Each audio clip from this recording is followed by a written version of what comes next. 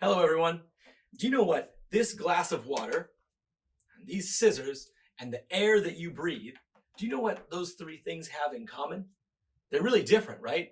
The air that you breathe, right?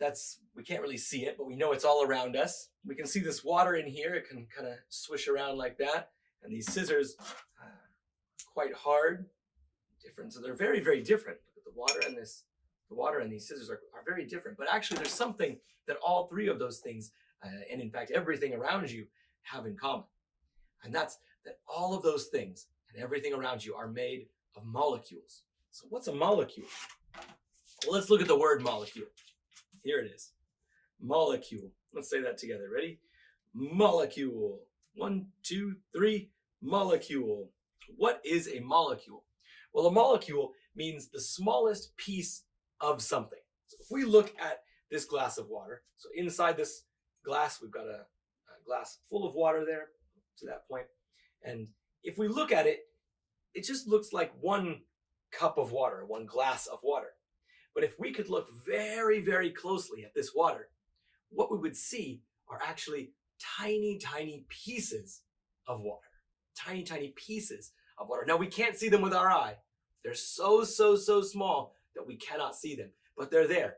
Tiny pieces of water. Now, we could do the same thing if we looked at the glass that water is in and we looked at it really, really closely, we would see tiny pieces of glass, right? So that means that inside this cup, the water is actually many molecules of water that are all together. And this glass is actually many molecules of glass and other things that are stuck together. All right, now if we look at these scissors, right, we've got some different materials here. We have sort of a steel, which is a type of metal that we use for the blades of the scissors, right? We've got plastic over here, the black plastic on the handle. We even have a different kind of metal here in the middle, a sort of almost a gold colored metal. It's not real gold, but it's a gold colored metal. So that means that if we were to look at this really, really closely with a special magnifying glass, we'd be able to see that there were tiny pieces of steel or metal here, and tiny pieces of plastic that were all stuck together here, and tiny pieces of this different colored metal right there. So all of those different molecules of steel, molecules of water, and in the air that we breathe in is full of molecules of oxygen, molecules of hydrogen, molecules of nitrogen, and that oxygen that we breathe in, that helps our bodies live, and we've learned about that in the past with plants and how plants and animals use oxygen and carbon dioxide, and those molecules of oxygen are what we are breathing in that our body can use with our lungs. So now a molecule is the smallest piece of something. So one piece of water would be one molecule of water. Let's say it together. Ready? One molecule of water. Okay, so one molecule of water. But what is a molecule made out of? And actually, molecules are made of even smaller things than that. And those are called atoms, or an atom. Now, an atom are the smallest pieces of stuff that we have. And there's many different types of materials on the earth, and we can use those atoms, we can stick them together in different ways to make different things like water or make glass or many different things. So let's look at that. So just really quickly, I want to show you this chart. If you look at this chart, it talks about, we have these three words here. We have atom, molecule, and then stuff, right? Stuff could be anything. It could be air, it could be the water, it could be this table, anything you want, stuff. All the stuff around us, rocks, trees, anything. And we can see I put sort of a shape like this. So you can see as we're up here, this is the big stuff, right? Like scissors. I can hold these scissors in my hand. I can hold this water in my hand. I can see it with my eyes.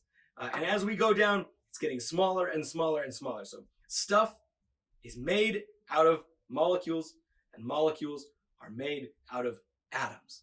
So stuff, molecule, atom. Let's say that together. Ready? Stuff, molecules, and atoms. Stuff, wood, glass, water. Stuff is made out of molecules. Those are the smallest pieces of that that material, and the molecules are made out of atoms. Okay, all right, so let's take a look at what that would look like. I have a cool picture here. Of one molecule of water. Now, if you looked very, very closely, you would see something kind of like this. If we could look at this water with a very, very powerful microscope and look really, really closely at it and try and take just one tiny little piece of it, this is sort of what it would look like. Now, to make one piece of water, one molecule of water, we need three different things. We need two atoms of hydrogen and one atom of oxygen. Both of those things are gases, which means we could breathe it in. And in our air right now, if you take a breath, you are going to breathe in some oxygen and you're going to breathe in some hydrogen. But to make one piece of water, we need to stick together two hydrogens and one oxygen atom. So each of these are atoms. Three atoms, but two of them are the same. Do you see that? Two hydrogen atoms and one oxygen atom. If we have those three pieces stuck together, what do we make? We make water. It doesn't matter if that water is frozen into ice or steam, like from a boiling pot on your stove. It's all H2, two hydrogens and one oxygen. So this is what it would look like if we could look really, really closely at one of these pieces of water. But of course, in this cup, there's many pieces, many molecules of water in this cup, right? Not just one or two. You'd be pretty thirsty if you only had one molecule of water. All right, so there we go. We can kind of understand now that we've got that all the stuff around us is made out of smaller pieces. What is the smallest piece of water called? What would be the smallest piece of water? Do you know which word that would be for the smallest piece of something? The smallest piece of the metal, the smallest piece of this glass, the smallest piece of water. Do you remember what that word is? Molecule, right? The molecule. So here we have one molecule of water. All right. And do you remember what this word is for the pieces that make the molecules? The things that make the molecules. Remember, we got three of them right here. Two of them are the same and one of them is different. These are called pancakes? No, not pancakes. They look flat on this picture, but they're not pancakes. They are called atoms. So atoms make the molecule, and then the molecule makes the stuff like water. All right. So let's take a look at an example of this. So a long time ago, people, right, we were on the earth, and we didn't have all the cool stuff that we have now. Right now, we've got anything you can dream of. We've got bicycles and skateboards, and we've got really nice scissors that can cut really nice smooth lines, and anything you want we can make nowadays. But a long time ago, we didn't have all that cool stuff. We didn't have really nice materials. Nobody had plastic, right? And we didn't have special steels like this that were nice and strong. So a long time ago, people used stone tools. So they would take a rock and they would smash the rock until it was sharp, and they would use the rock as a knife. Now, that's kind of tricky because first of all, it's very hard to make it. And also, the rock can break easily if you're trying to use it to cut something. Now, it worked pretty well. They were able to cut things, but it was a lot of work and they could break easily, and so it's not the best choice. Now, eventually, people realized that there were different materials around them in the ground. There were some types of metal in the ground, right? Like, some places you can dig down and you can find gold or you can find silver, and there's other metals too. And one thing that helped humans to be able to make our cities and to travel around the world was the invention of a new kind of metal, right? That metal was called bronze. And so we call that time a long time ago, really long time ago, we call that the Bronze Age, because that's when humans learned how to make this special metal called bronze, and then they were able to use that metal to make stronger tools, to make axes to chop. And actually, I have a picture here of an axe. Here's a bronze axe. And you can see they could make a nice axe like this, and they could use that to chop down trees, to build bigger houses or better houses, to make their cities better. They could make tools to protect themselves from wild animals. You could make stronger wheels for different vehicles, like different carts. So learning how to make metal and stronger metal was really helpful. Now, they knew about some kinds of metal. There were two kinds of metal that they knew about that they could dig around in the ground and they could find this metal. One of them was called copper, and one of them was called tin. Copper and tin. Now these are great metals. Copper is kind of a nice orangish color, if you've ever seen kind of an orangish colored metal, and tin is a silver metal. And these are nice metals. We can use them for different things, but they're pretty soft. So if you wanted to make an axe and you start chopping, eventually your axe is not going to be very strong anymore. The nice pointy edge is going to get all squished down because you used it too much. But those people learned that if they mixed copper and tin together, they would make bronze. And bronze was, they named it bronze. It doesn't come out of the ground, but if they mixed copper and tin together, they could make bronze, and bronze was a stronger metal. So that meant that their tools could last for a really long time, and they could make all sorts of things, like I said before, different types of tools and different types of vehicles, things like that. Now, copper and tin, these are different materials that come from the ground. So to do this, to make a new metal, what they have to do is they have to mix molecules of copper, the tiniest pieces of copper, right? You get a bunch of copper and you melt it down, and then they had to mix molecules of tin together. And by mixing molecules of copper and molecules of tin and letting it mix together, and then it's kind of hot and liquidy, you wouldn't want to touch it, it would burn you. And then they would pour it out into a mold. And then when it cools, it would be in the shape they wanted.